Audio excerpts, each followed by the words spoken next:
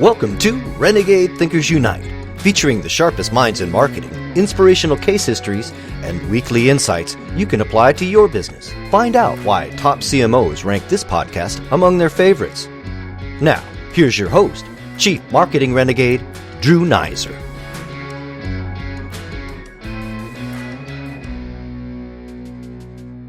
If you've listened to some of my recent episodes with guests like David Edelman of Aetna and Morgan Norman of Copper, you already know that I'm a big believer in engaging with employees prior to launching a new campaign. Part of the reason for this is that employees know your brand and your customers better than anyone and can be an invaluable source of insights. And just the mere process of asking employees for their input will increase the likelihood your new campaign will be accepted internally. Now, more importantly, your employees are the front line of making your new promise real. In other words, if you go to market saying, our service is second to none, but your employees don't buy in, your new campaign will die a quick death because the experience will not match the problem. And this happens all the time. And I brought up David Edelman earlier because they spent 6 months retraining their service people to make the new promise real. So fine, we got to get employees on board. So when you finally go to market with your new improved brand story, your employees are like 10 times more likely to want to be brand advocates, a critical and very cost-effective way of extending your brand's reach. Which brings us to today's guest, Glenn Gaudet, the founder and CEO of GaggleAMP, an employee advocacy platform being used by a number of B2B and I think some B2C brands as well. Glenn, first of all, welcome to the show. Drew, thanks for having me. I'm excited to talk about this. As I've started the intro, you know I'm a big believer in employees, starting with employees when you do your communications. I did a recent study in advance for the book, and what shocked me, by the way, and this is neither here nor there, is that there's only most companies, before they launch a new campaign, allow less than a month to launch it internally, which means they're not doing retraining, which means they're not doing anything else. They just say, hey, new campaign. Now, I imagine that has some impact in your world. But before we get even to that, you were a CMO, right? Before you founded GaggleAMP. I think that's really interesting. That's how I came up with the idea. So let's talk about that at that moment of, what kind of companies were you, did you work with? So I had been the CMO of technology and media companies. And at the time, right before I started GaggleAMP, I was actually looking for a new CMO position. And so I was introduced to a company, and they wanted me to come in and interview for the CMO slot. So I'm literally sitting in the corner office with the CEO of a company here in the Boston area, about 1,000 employees, and they're in the tech space. And I remember the CEO, he was asking me all about, digital marketing, and then we got into specifically social media, and he said, tell me about this. What do we need to do to be effective in this? Now, let's go in the Wayback Machine. This was 2010. Right. Okay, so this was the fall of 2010. And in that conversation, I said, well, you've got what, about 1,000 employees here? And he said, yes. And I said, well, you're competing against Cisco, and Cisco's already like an 800-pound gorilla in digital, even in 2010. They were doing a really good job on it. They were kind of owning the digital landscape for the markets that they were in. And so I said, in order to compete against that, we're going to need to really get a tipping point quickly. Why don't we go to the employees? Let's get the employees active in this. Let's find a way to make them advocates, and let's find a way to make it easy for them to be part of whatever we do on the digital side. And he thought it was a really good idea. I thought it was a great idea, and I went home that night thinking, hey, I might get this position. I should probably find a tool that will help me do what I just said. So there you go. Yes. And obviously you didn't find the tool. I didn't find the tool. In 2010, the space didn't exist. There were no tools that I could find. And I'm like, well, wait a minute here. There's something wrong. This seems like a no-brainer. This should be easily done. I don't know. We're going to go out, we're going to do a survey or whatever. And how do we package this up and what do we do? And it just kept, these ideas just kept flooding through my head. And I said, well, wait a minute. Well, if it doesn't exist, how come nobody's done it? Is it that difficult, or just nobody had thought about it? Well, I finally made the decision. I said, well, instead of going and taking this job as a CMO, I think I'm going to start a company to actually solve this problem. And that was the beginning of GaggleAMP. So there you go. All right. So we're going to get into employee advocacy because I know you know a lot about that, but I want to step backwards for a second and just say, okay, so the situations, because I've seen a number of employee advocacy programs, and I participate in a number of them as an influencer. It's tricky. It's tricky because you're asking employees to do yet another thing, right? There's a request, and there doesn't always seem to be a fair exchange of value. It's like, okay, you're asking me to do this. You're not taking anything off my plate. How are successful companies that are successful in implementing employee engagement programs like this, advocacy programs, a better term? What are they doing? And is it about incentivizing and gamifying it? To really get them involved, or is there something deeper in terms of culture and other things like that? I think you have to take a step back before you start thinking about, what kind of a platform do I want to use, and how do I want to gamify it, and how do I want to incent people? You have to go back to what you said just 2 minutes ago, which is kind of what's in it for the employee, right? And if you think about it, one of the most powerful things about the digital world is the ability for everyone to have their own personal brand. And so if you think about this from the quality of content, the quality of activities, the quality of engagements, the higher the quality that you can provide to them, the more it's going to positively impact their own brand in addition to the company's. And so that's where the win-win comes in. Because when it's all one-sided, just about, hey, buy my product, or hey, check out this thing about here, there's no balance to the equation in which the employee is going to want to participate in this. Right. So we're giving them content, if you will, that helps them build their personal brand and their status and so forth, and the brand can sort of trail along. It's still easier said than done, because the sort of the marketing folks are saying, well, we just launched a new product. We need to tell them about this new product or service, right? And here's a new white paper that we just published. How do these companies sort of do this? Because you can do social selling, right? You can train folks on social selling and how to build their own brand. But it still seems like a lot of the platforms are based on the brand, the marketing group or the communications group creating a lot of content and saying, okay, here's a lot of content, knock yourselves out, go share some of this from this list. So I'm at this disconnect right now between how do we get to help these people build a personal brand and the overall brand's goal of, if you will, the marketer's goal of getting the message in the marketplace.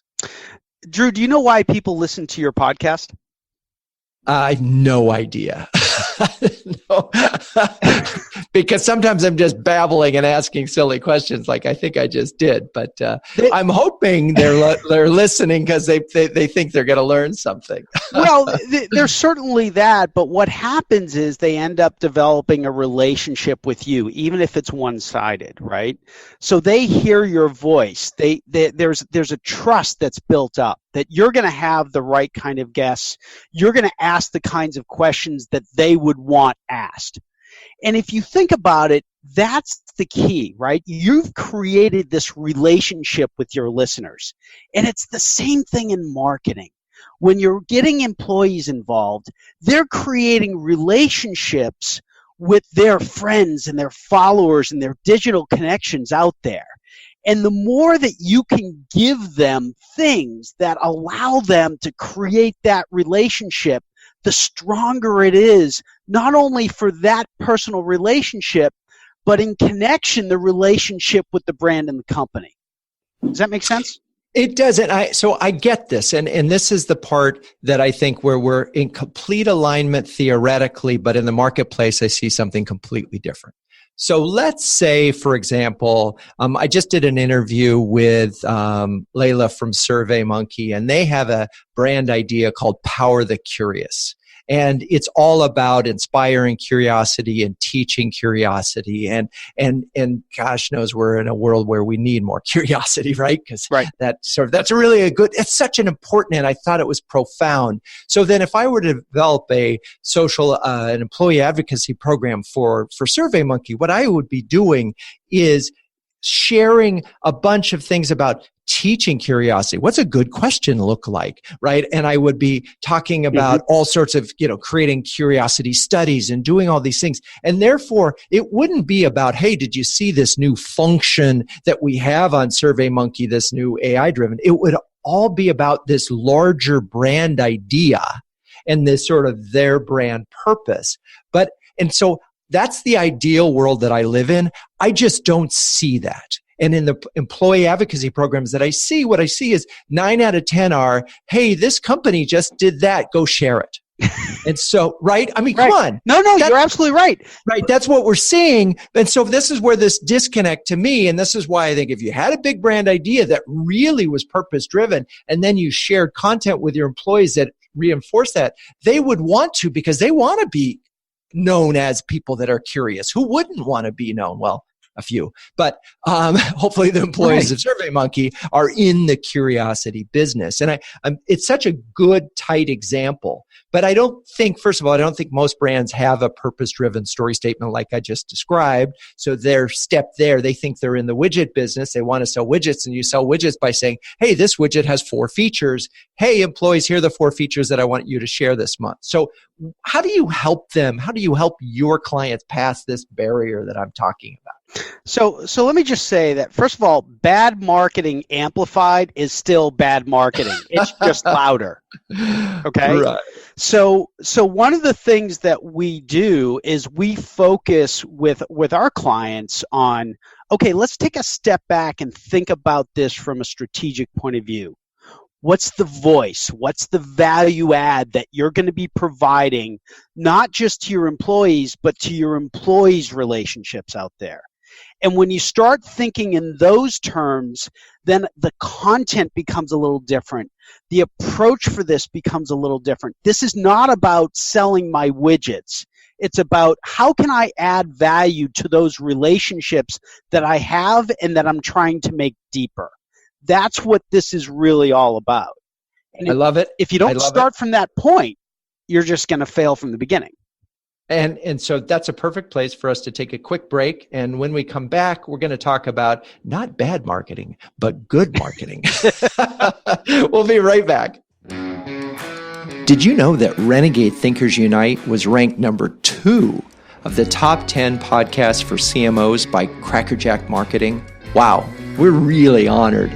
Now, we couldn't do that without amazing guests, and we've had some amazing CMOs on this show, and also terrific listeners like you all. If you like what we do here, please subscribe on your favorite podcast player. That way, you'll never miss an episode. Also, as a special thanks, I'd like to send you a free ebook on Renegade Thinkers. Now, for that, just email drew@renegade.com. Now, let's get back to the show. Okay, we're back, and we've been talking about garbage in, garbage out. Really, that's what we're talking about. If you have a mediocre brand position or lack thereof, no social employee advocacy program is going to help you out of that mess. What's interesting to me, might make it worse, actually. Yeah, well, no, there's an old saying, and when I grew up in the traditional advertising business, the expression was, "There's nothing like a great ad to kill a bad product." I mean, it just sends it right down. So, but what's interesting to me is you're in this situation, and by the way, this is part of the reason that we as an agency stopped offering social only service because we felt like the problem wasn't social. They had a strategy problem. And if we didn't fix the strategy problem, we couldn't solve the social problem or the content problem. But you're in a situation where you're selling a tool that enables advocacy. But in order for them to do good advocacy, you really have to help them at least recognize. And they probably, I would imagine they're saying, well, that's nice, Glenn, but this is a marketing, leave me alone, just do your thing. I mean, how do you sort of make sure that your clients recognize that they need to solve this problem first before they start to sort of advocate? Well, it's funny. We've actually said to people, you're not ready for us. Right? I actually give permission to my sales team to say, no, thank you. And there's a reason for that is because what we're trying to do is we're trying to add tremendous value to that organization, but we know that going back to your previous point, garbage in, garbage out, right? So if you put garbage into whatever platform, you end up with garbage on the other side. And so it's really important for us to help them understand what are the tenets of a successful employee advocacy program. And those tenets are not the technology as much as it's the mindset and the strategy around what they're going to do in that employee advocacy program and how that employee advocacy program needs to complement and amplify what they're doing in their other digital marketing efforts. So this is not a discrete activity. This is part of the overall strategy. And I think you nailed it, which is why you got to bring it up a level. And so, what's often interesting in this show is we're talking about one thing, but I hear another. And I just want to acknowledge this. So folks, the definition of strategy for a small business is knowing who and what you say no to. And what you just said, Glenn, was you don't take clients that you can't help or aren't ready for you. I love that. I just want to put a big bow tie on that for all the listeners, because how many of you are turning clients down? Because until you've turned a client down, you do not have a strategy. Just be clear on that. Second thing, and the reason why you want to do this is reputational risk. In a world of social media, if you take on clients that you can't succeed with, you don't have an opportunity for not an endorsement, but you have a likelihood of a detractor out there saying, oh, they're no good, they didn't solve our problem. So I just had to put a little bow on that. Okay, now we can go back to... Well, can I add to that? Because I think that's a really important point, and I think it's something for any size business, frankly. What one of our largest sources of new customers is through referrals. There you go. Full stop. And so we understand that a customer that we can add tremendous amount of value to will ultimately add value to us, not in terms of just getting the subscription, but also sharing their success with others that drives more people here. And so it can also happen in the reverse. If you just take anybody and people just aren't happy with your product, what's that going to do to your referral business? What's that going to do to your word of mouth? It's going to deflate it very quickly. And so there's real value add, whatever product you have, whatever service you have, to really think in those terms.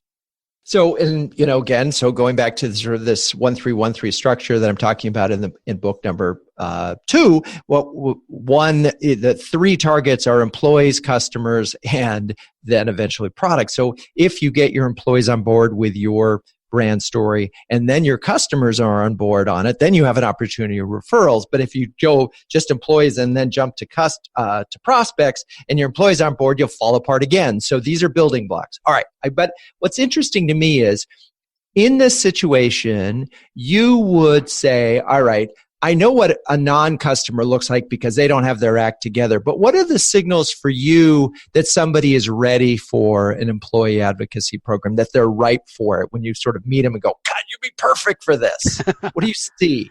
Not 100% of the people that we will onboard as customers are as polished around employee advocacy as you just described, right? So for a lot of companies, this is still new territory. Right. And So part of our job and part of the selling process that we go through is we help people understand the important things that they need to be thinking about and doing to create an employee advocacy program that's in alignment and part of their broader digital marketing strategy. And so as a result of that, we actually may take our sales process, through our sales process, actually extend the time between when they actually start talking to us and when they may actually onboard with us. Now, in some cases, we have people that are ready to go. Let's get them up and running very, very quickly. In other cases, it's like, there's some things you need to put into place first in order for you to be successful. Let's make sure you do that, and then we can move to the next step. And what are those, just maybe sort of list them off. What are those things what are the things that you have to have in place before you do an employee advocacy program? First of all, the person who is going to be the champion of the employee advocacy program has to be in alignment with the rest of the digital and the marketing strategy of the company. If this is a little fiefdom, if this is a little side project, you know right away this is going to be short-lived. Right. So you need that. And as a result of that, you also need buy-in, right? So if you think about the power of employee advocacy, where's the buy-in going to come from? Well, it's not just going to be the digital marketing folks and your CMO who's ultimately going to sign off on this, but you also want to engage people like the head of sales, some of the folks in HR. These are all people who are going to be stakeholders and constituents in the kinds of things that you can do on a robust platform like GaggleAMP, right? Because it's not just about sharing content, but it's also about engagements, right? Are there a bunch of industry influencers that we can have our employees follow or engage with digitally, right? These are all really important things. If you look at the average salesperson, right? They're spending a lot of time on LinkedIn doing what? Prospecting. Right. Well, yep. If we can help them to find ways to easily engage with people and show themselves as a value-add contributor to the community, rather than just somebody who wants to sell you something, that changes how their contacts start looking at them. And as a result, does what? It brings the leads to them. Oh, so let's think about just a specific example. Basically what I heard was you can't just have a silo. You got to have buy-in from multiple departments. Everybody sort of has to philosophically get this is not about pushing out messages. This is about sort of being helpful and giving information and all sort of the rules of. And by the way, it's still social, so we are talking about being social and social behavior as opposed to selling behavior. So I got all of that. Let's pivot to an example of a company that is doing employee advocacy in a way that's kind of cool and unexpected, because this isn't a new story to the listeners. I've talked about employee advocacy before on this show, so let's try to find something fresh that one of your customers are doing that is just out of the box a little bit in terms of advocacy, if you can think of something. Absolutely. Are you familiar with a company called Carbon Black?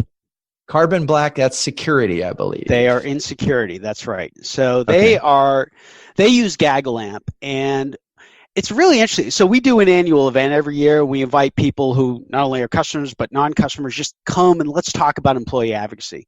So they actually came and shared their story, which I thought was really, really powerful. And the example that they used was they wanted a way to really rise above the noise when it came to PR. And so what happened was they would go out there and they would kind of pitch themselves as an expert in cybersecurity, which they are, right? This is what they do. And so they had an opportunity to get a speaking opportunity on CNN as an expert in cybersecurity.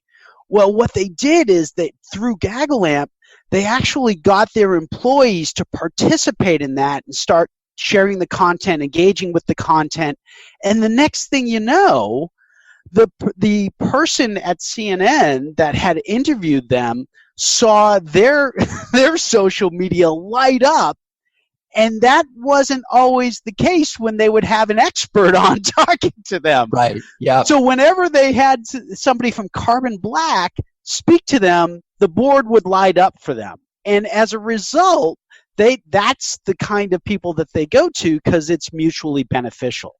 Does that make sense? It does, and I. It's funny. I can think of some personal examples of that in as a journalist or loosely using that term loosely. I'll remember at one point I was writing articles on fastcompany.com, and I wrote an article that happened to be about IBM. And next thing you know, it was the top story of that month on fastcompany.com. And the reason wasn't because I was a brilliant writer or this story was so much better than any other. It was because 100,000 IBM employees had shared it. It has impact, doesn't it?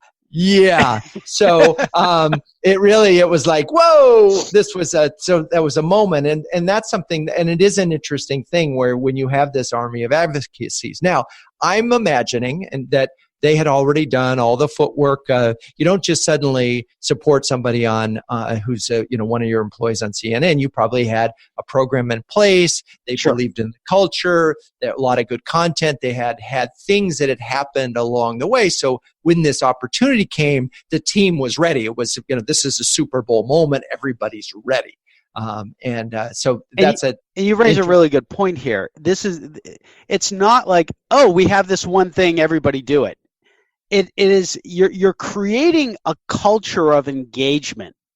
And the way you create a culture of engagement is you give your employees things to do on a regular basis.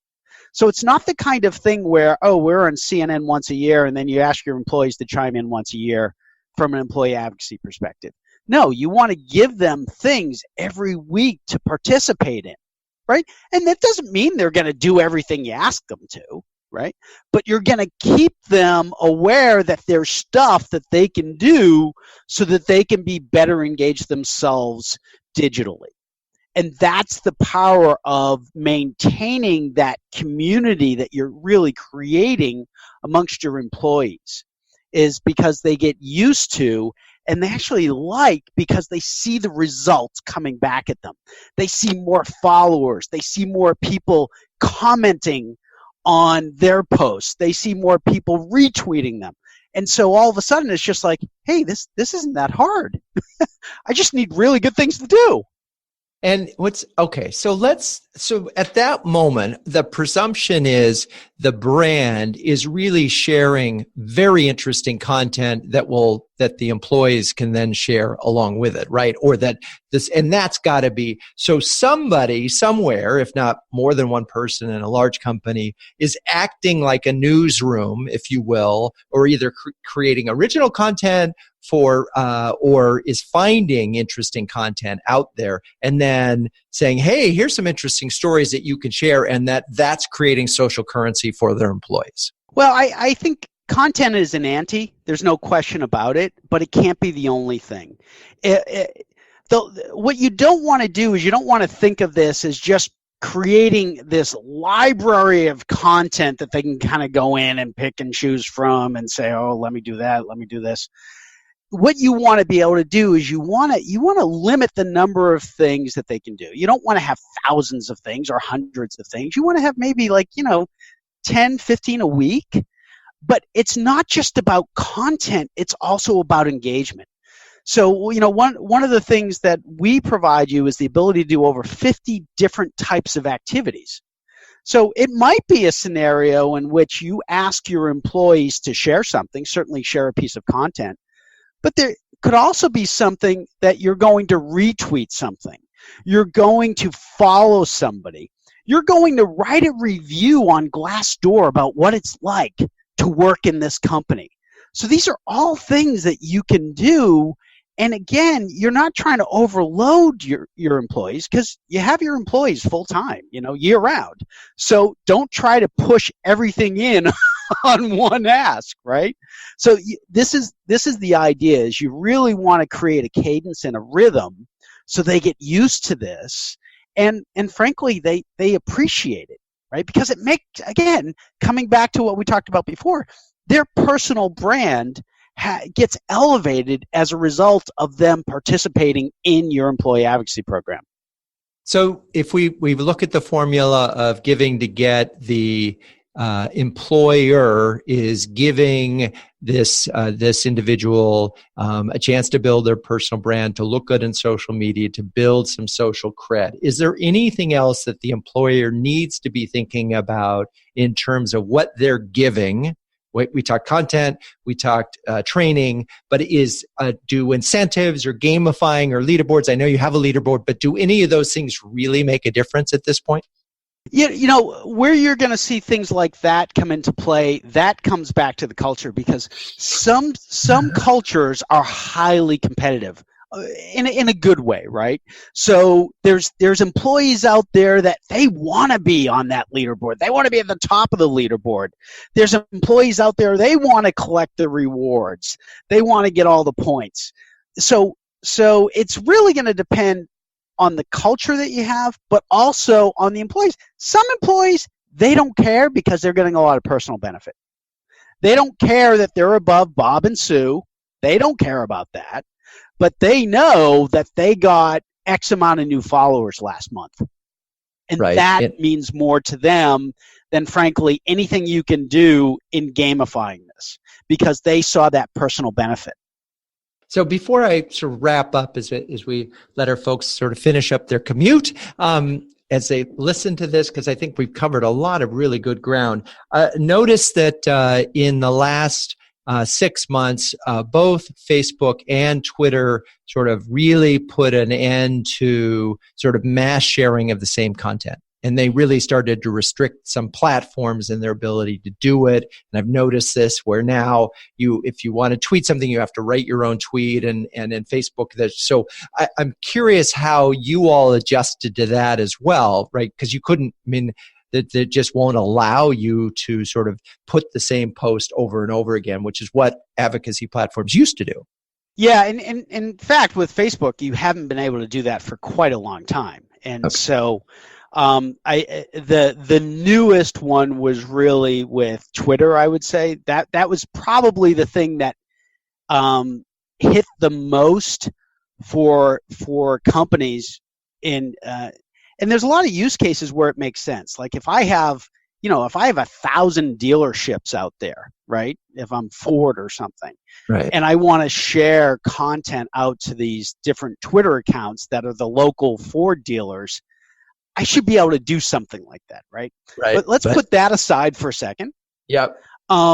And you're right. What they've asked for, what the platforms are asking for, and I think it's a great ask, and I think it's appropriate, is how do we get better engagement? How do we get more authentic engagement, right? So our approach to these things are, let's give the employee the starting point. Let's give them a stub of something that will inspire them to write something powerful, to add to the conversation rather than just share the same thing 100 times, right? So that is how we look at this, is how do we make it easier for the employees? Because, I could spend a lot of time on breaking down the different kinds of employees that most people have in their companies. And there's usually 4 different groups. And on one end are the people who are already socially active and they're already doing it. You don't even have to ask them. On the other end of the spectrum, you have people who are just never going to do anything. Yeah, and they're not going to, and forget about them. That's right. And you've got you've got 2 buckets in the middle. And those 2 buckets are where the masses are, and those are the 2 buckets you want to get to with any employee advocacy program, because that's where the power is. So one of the 2 buckets are the people, they just need a little help, right? They're not quite sure what to do, and if you can give them a little help, they're gonna do it in spades, right? Off they go. Yep. The other bucket is there's a little more fear in there. Mm-hmm. They're a little afraid. They're not quite sure what to do, but there's also that not just the unsure aspect of it, but there's really a fear because they just don't know how to do any of this stuff. Right. And so these are the two buckets. You can start tapping into these buckets. You make it super easy. You give them a better understanding of their own power by making it easier for them. Does that make sense? It does. So as I wrap this up, here are some thoughts that I have, and then you can add your own to-dos and a don't at the end. So first, this starts with making sure that your culture is in good shape.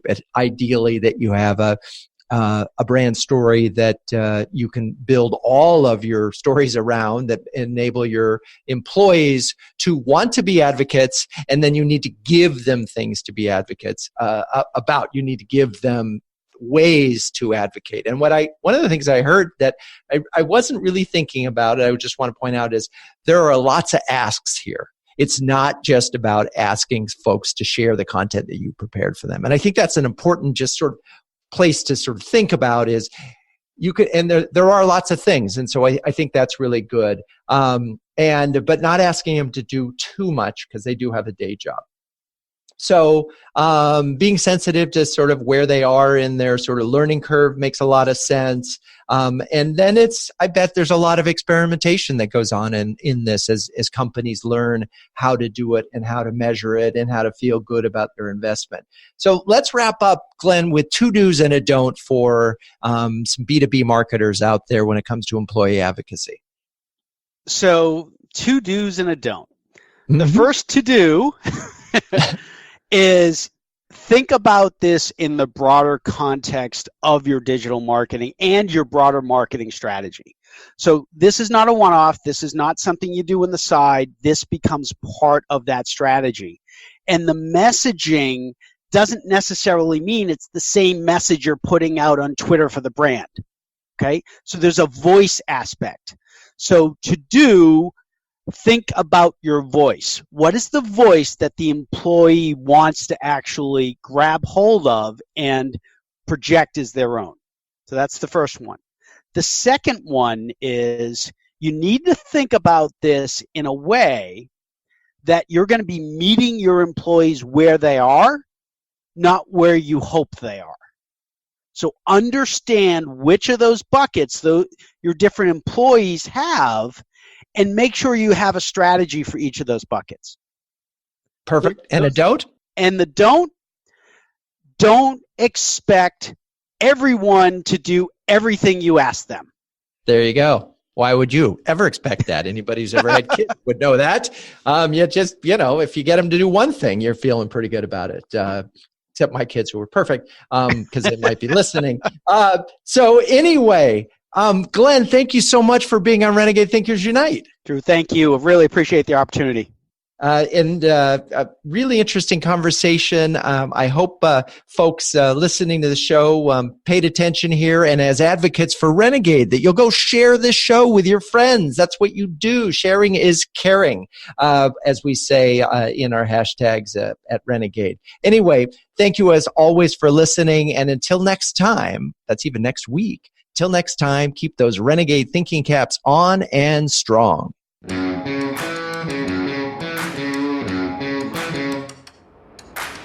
This has been Renegade Thinkers Unite, but it doesn't end there. Just go to renegadethinkersunite.com for more and subscribe to the show. That way, you'll never miss an episode. We'll talk with you next time on Renegade Thinkers Unite.